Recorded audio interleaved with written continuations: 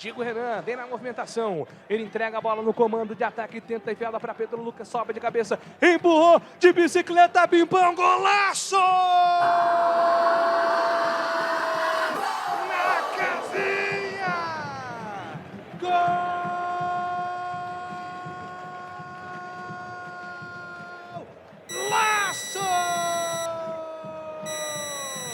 Pimpão do CSA! Azul e branco é o CSA. O levantamento do Diego Renan resvalou. Pedro Lucas de cabeça, a dúvida sobre a posição. O Pimpão emendou uma bike.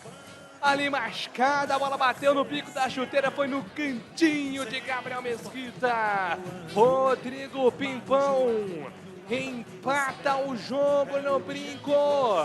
Guarani 1, CSA também 1, 40 minutos do primeiro tempo, 1-1, tudo empatado, Marquinhos. Não dá para tomar um gol numa jogada, numa cobrança de lateral, né, Júlio? O primeiro aspecto aí demonstra claramente a falha de marcação do lado esquerdo do Guarani.